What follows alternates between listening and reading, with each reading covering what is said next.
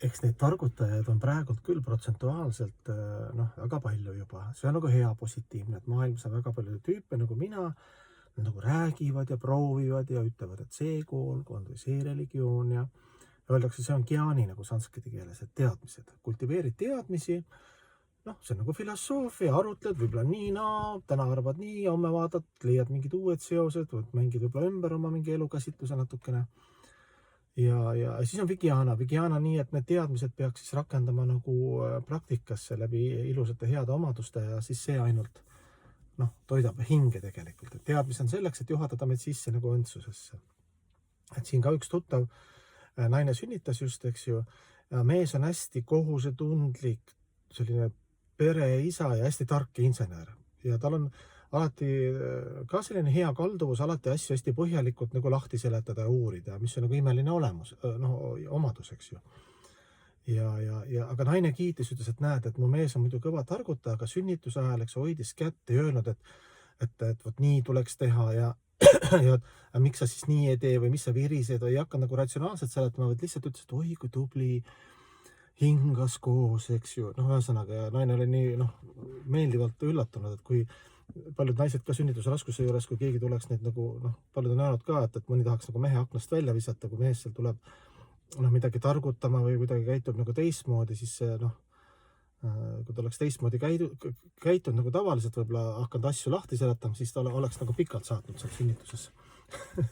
Et selles mõttes, et targutamine on tähtis, eks, aga targutamine peaks muutuma siis teadvustamiseks. Gyaana teadmised ja Vigiana, eks, teadvustamine ja siis teine aspekt on see, et elus, et ütleme, et mees elab, käib tööl, ütleme, et on suur ülemuse president. Ja see on tema, seal ta nagu käitub vastavalt, eks, aga kodus on ta hästi lihtne. Kodus seal lastega mängib või lastega või naisega, et naisukene, eks ju, kodus ta ei ole nagu selles mõttes president ja suur ülemus, eks ju.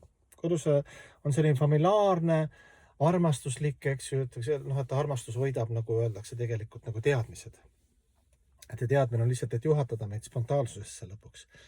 Ja Jumalaga on samamoodi, kui sa vaatad nagu seda veedade värki, elu huvitav on see, et üks asi on, et Jumala nagu töökoht, eks ju, kui ta on Vishnu, eks ju, kui ta energiate, elementidega kõike maailma loob ja kuidas ta ennast laiendab ja see on kõik kirjutatud, see materiaalne maailm, kuidas seal maha Vishnust transformeerub, selle maha tatva, eks ju, see algne mateeria, eks ju, kuidas sealt hakkavad tulema elemendid, see on väga täpselt kirjutatud kõik, kuidas siis selle hing ja mis on hinge ja mateeria vahe ja kes need hinged on ja selline hästi huvitav transcendentaalne teoloogia, ütleme see materiaalne maailm ja vaimsest maailmast räägitakse ka, aga mitte nagu nii palju, et mis on siis see vaimne maailm, kus selle sündi, surma, vanadust ja haigust, iha, viha, kadedust ja et tuleb välja, et see dimensioon on veel suurem ja aga siis see Krishna lokal öeldakse, et Krishna saab olla tegelikult nagu ta unustab ära, et ta on Jumal.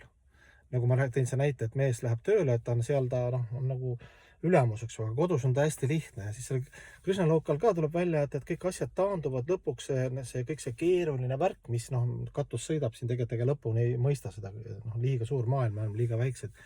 Et lõpuks taandub nagu hästi lihtsale nagu lapsemeelsele nagu mängule, sellisele siirusele ja puhtusele ja tants, laul ja pillerkaar, see Krishna lokal, kus Krishna on nagu karjapoiss ja jooga maia, siis tema ühe energia mõju all, tema enda energia mõju all, ta läheb nii sarti nendest mängulustist ja lähedaste armastusest, et ta unustab, et ta on Jumal. Ja seal ei ole nagu selline selles mõttes nagu müstika, et seal nagu taandub kõik nagu me lapsepõlves, et kõik on nagu hästi lihtne. Lapsepõlves keegi oleks tulnud su juurde ja ütelnud, et mis sa siin selle liblikaga mängid, et see on nii naivistlik, et näed, et on olemas hoopis kvantfüüsikaga, vaata, kus hakkab su filosofeerima, sa nagu ei saaks aru, seal et ja, mängiks liblikaga edasi. Krishna on umbes samamoodi, et seal ka läksid järve mängima seal karjatüdrukutega ja karjatüdrukud, et Krishna, et mängime, vaatame, kes vee alla on kõige kauem. 1, 2, 3 lähevad vee alla. Krishna võttis kopsud täis ja oli nii kaua vee all, kui olla sai, eks ju.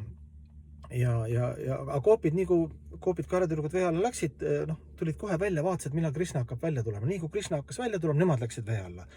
Krishna tuleb välja, vaatab, sa poiss, kus on karjatüdrukud, et minust kauem vee all.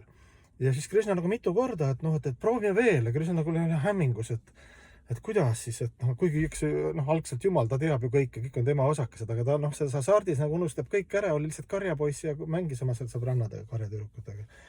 ja lõpuks ta siis pani neile ka tünni, eks ju, läks ka vee alla ja siis vee alt ujus hoopis kuhugi peitu, eks ju, kõrkete vahele, eks ju, lootuslillede vahele. Vaatas siis, kuidas koopid läksid vee alla, tulid kohe välja, mõtlesid, et paned järgmise tünni, eks ju. Ja vaatad, Krishnat ei ole, siis kuidas neile avaldus see suur, nagu hakkas Krishnat otsima ja tekkis see igatsus ja selline, transcendentaalse armastuse selline nagu paanika võib nii öelda, et kus on Krishna, kõik hakkasid Krishnat otsima, mediteerima Krishna peale, kus on Krishna, siis Krishna lõpuks tuli välja, eks, et nüüd panin mina teile tünni. Ühesõnaga hästi naivistlikud meie ajudele lapsemeelsed sellised nagu titamängud, eks ju, tuleb välja, et kõik lõpuks ikkagi see emotsioon ja see puhtus ja algne hingeseisund, et see on nagu väga lihtne ja selline mänguline.